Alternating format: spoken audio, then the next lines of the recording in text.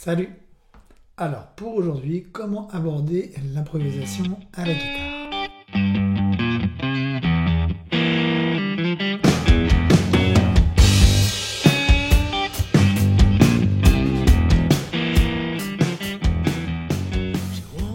La première approche la plus courante, elle se fait par le blues et par la gamme pentatonique.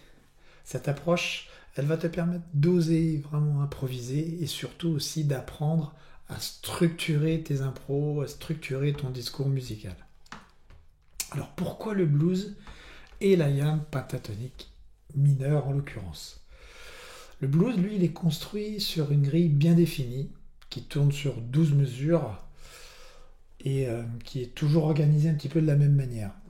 Quoique, on peut évidemment trouver des variations, mais elles sont pour la plupart de toute façon issues de cette forme de base. Alors cette forme de base, c'est quoi? 3 accords de septième. Elle est comme ça la grille. L'accord du premier degré, 4 mesures. Donc si on est en La, ça fera le La, septième. Ensuite, un accord du quatrième degré, La, Si, Do, Ré, Ré septième, 2 mesures. Ensuite, un accord, on revient sur l'accord du premier degré, 2 mesures. Après, on va sur le cinquième degré, La, Si, Do, Ré, Mi, le Mi 7, on va faire une mesure. On revient sur le quatrième degré, le Ré, une mesure. On revient sur le premier degré, le La, une mesure. Et ensuite, on finit avec le cinquième degré, le Mi, une mesure. Et voilà, ça fait 12 mesures. Alors, il faut évidemment bien connaître par cœur cette grille d'accords. Quand je dis par cœur, je veux dire qu'il faut la pratiquer, encore et encore, pour qu'elle s'inscrive bien, aussi bien dans ta tête que dans tes doigts. Quand je dis dans ta tête, je veux surtout dire dans ton oreille intérieure en fait. Que ça chante un petit peu dans ta tête, tu sais automatiquement, quand arrive le changement, tu l'entends. Pour ça, il faut la pratiquer. Il faut s'en imprégner. Alors, pourquoi la gamme pentatonique mineure? Parce que c'est la gamme qui est jouée en blues et en rock principalement. Avec la gamme blues, c'est-à-dire une variante de cette gamme pentatonique mineure avec une petite note en plus, la fameuse note bleue. On en parlera sans doute plus tard. Donc, la gamme mineure pentatonique de La. On va essayer déjà de bien la maîtriser en restant bien dans cette position-là pour pouvoir justement faire de la musique avec ces notes-là et cette position-là. On a largement de quoi faire de la musique et de bien s'éclater avec. Ça sert à rien de s'encombrer la tête avec toutes les positions si de toute façon à la fin on ne sait pas quoi en faire. Restons sur cette première position et déjà essayons de la maîtriser.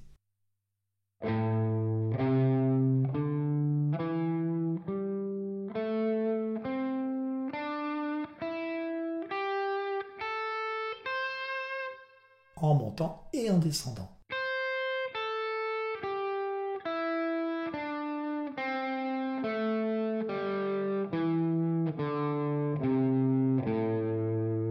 Voilà toutes les notes auxquelles on a droit. On va essayer de bien travailler cette gamme, de bien la faire rentrer dans son oreille pour pouvoir justement travailler sa créativité avec simplement ces notes. Une note, c'est un son, c'est pas une position, c'est un son. Donc il faut qu'on fasse cette relation avec notre oreille et ce qu'on joue avec nos doigts en fait. Donc cette position qu'on vient de voir, on la pratique pareil pour l'avoir bien dans les doigts sans avoir besoin de réfléchir. Vraiment comme ça que ça devienne relativement naturel. On sait où on pose les doigts.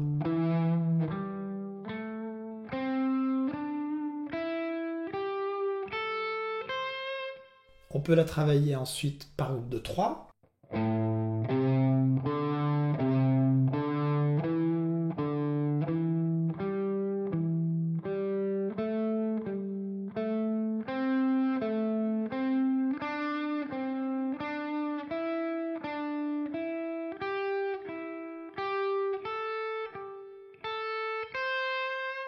En descendant.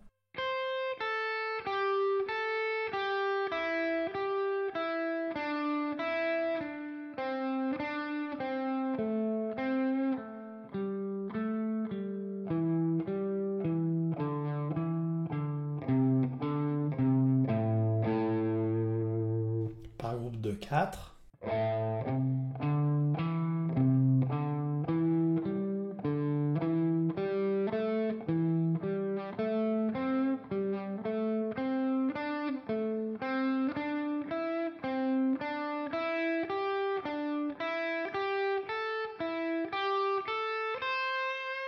En descendant.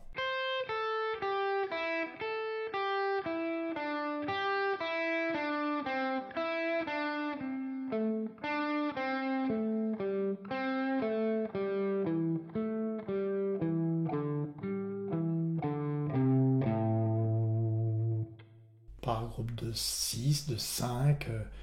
Eric Johnson joue beaucoup par groupe de 5 par exemple, surtout en descendant.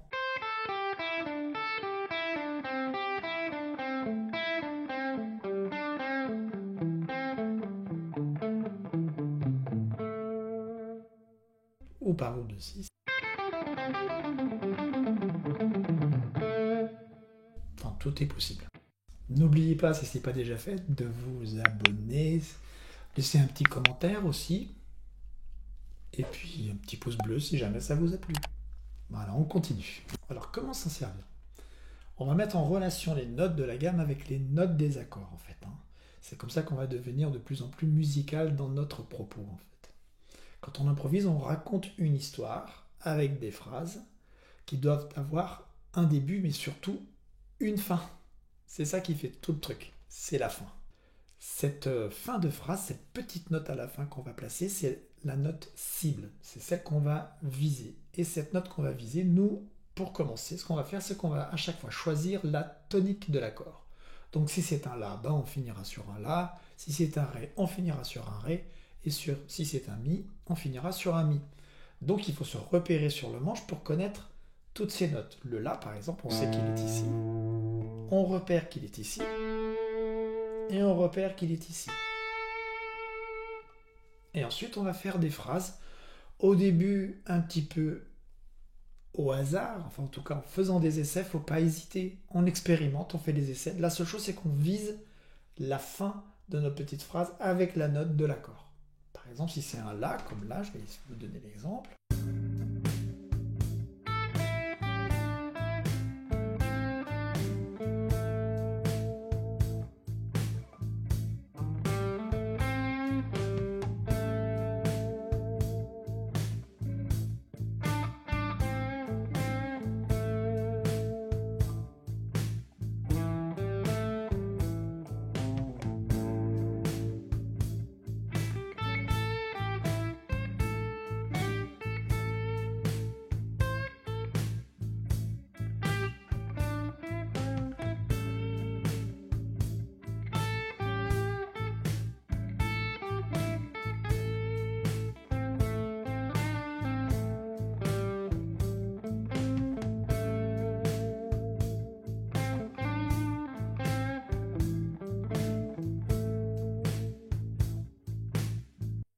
Et ainsi de suite, évidemment.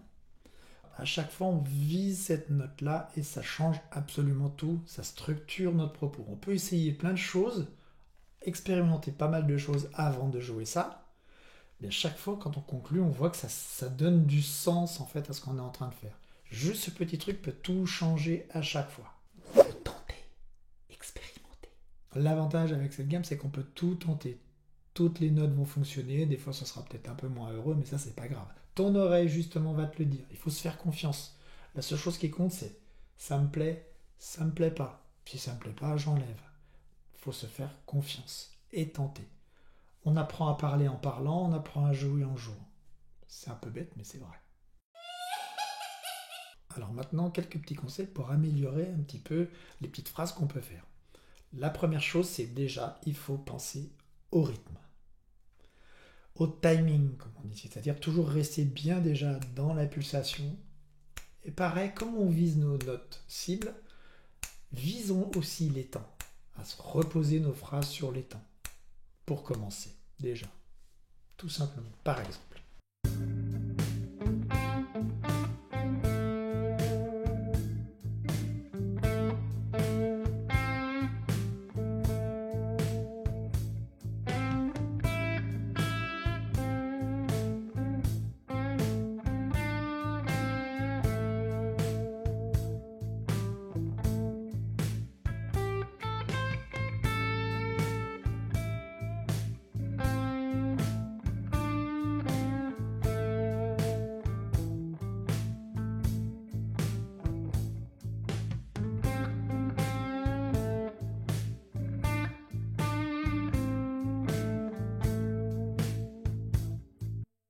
J'essaie de viser à chaque fois ma note cible sur un temps où mon petit bout de phrase, toujours il se finit pareil sur le temps. Ça ne veut pas dire qu'on fera toujours ça, ça veut juste dire que là on apprend à bien rester dans un bon timing. Le rythme c'est hyper important. On peut jouer les plus belles notes du monde, mais si c'est pas en rythme, c'est raté. Alors ensuite, les accents, pareil. C'est-à-dire que pour un petit peu étayer notre propos et le rendre un petit peu vivant, il va falloir penser à jouer les notes plus fort, moins fort, plus fort, moins fort. Un petit peu varier un petit peu l'intensité de ce qu'on joue. Exemple.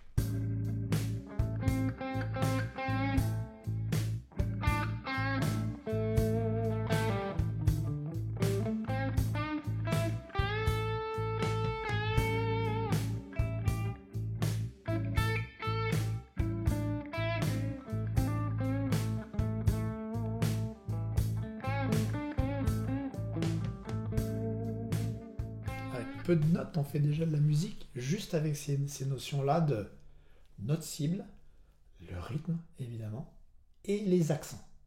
Ça fait déjà trois choses hyper importantes. Après, évidemment, ce qu'on va chercher à faire, c'est un petit peu créer des petits motifs. Un petit motif, c'est une petite cellule de notes assez courte, en fait, une petite phrase musicale assez courte, qui va être une petite accroche comme ça, qu'on va pouvoir répéter, soit en répétant les notes et en changeant le rythme, ou en répétant le rythme et changeant les notes.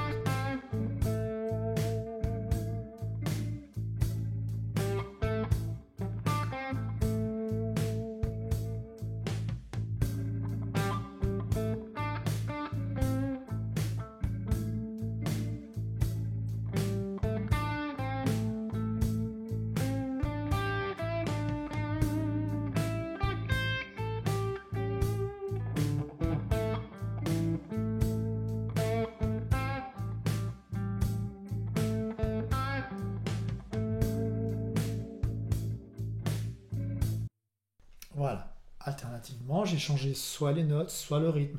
Je garde les notes, je change le rythme. Je garde le rythme, je change les notes. Pareil, ça donne du lien, ça donne du sens à ce qu'on fait. Et puis pareil, l'auditeur s'y retrouve en fait à chaque fois. On lui raconte une histoire, mais avec des points de repère. Pas oublier que l'auditeur a besoin de ces points de repère-là pour qu'on l'emmène d'un point A à un point B. On peut rajouter le dernier petit point qui est la notion de tension et de résolution. On l'a déjà un petit peu vu finalement, mais la répétition peut créer une petite tension et la résolution sur la note cible résout. Ça, c'est important aussi de penser à ça. Donc, toutes les petites tensions, elles peuvent être faites par des motifs de répétition, par l'intensité, par le rythme aussi. Et puis, on résout tout ça. On verra aussi par le choix des notes. On peut aussi aller beaucoup plus loin que ce qu'on fait là. Mais ensuite, l'idée, c'est de résoudre à chaque fois. Tension, résolution, intensité, calme. On résout. Voilà. C'est quelques petits conseils qui peuvent vous aider à structurer tout doucement tout ce que vous faites d'une manière assez simple. Pensez à être créatif. Expérimentez. Ce sera au début pas ce que vous voulez entendre peut-être ou ce que vous imaginez, mais ça viendra. Ça viendra, on a tous fait pareil. On tente et puis tout doucement, notre oreille fait des liens.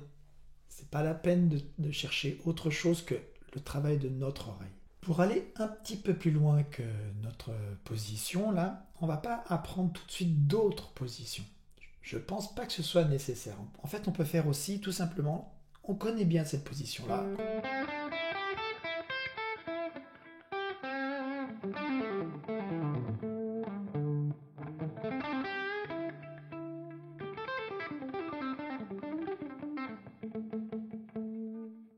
Et là, ce que j'ai fait, j'ai déjà un petit peu changé mon approche en explorant une petite note qui n'est pas dans ma position. En fait, cette note-là, je la retrouve ici. Alors, ça ne me change pas grand-chose, mais je commence à explorer un petit peu autour de ma position. Donc, j'ai mon gros point de repère qui, lui, est bien ancré parce que ça fait je ne sais pas combien de jours, de mois que vous répétez ça. Et tout doucement, comme un petit chaton, on explore tout doucement.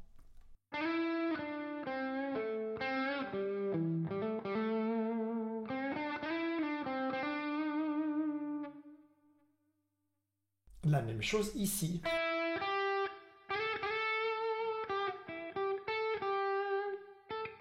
C'est cette note-là que je suis allé chercher ici. Donc j'ai deux petits extras déjà. Alors pourquoi aller chercher les mêmes notes? On n'en a pas besoin forcément, on se dit mais c'est pas la peine, de toute façon je les ai ces notes-là. Tout simplement parce qu'en fait ça nous fait des petites manières différentes de jouer les notes, donc des variations.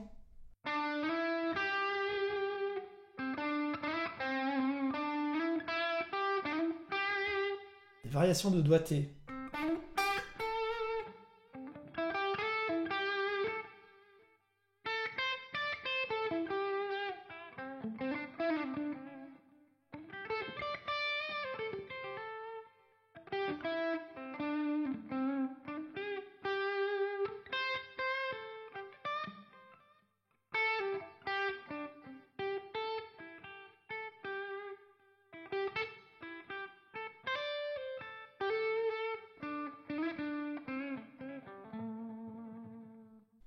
Alors maintenant, je vais vous faire juste un petit blues pour vous montrer un petit peu tout ça dans un contexte.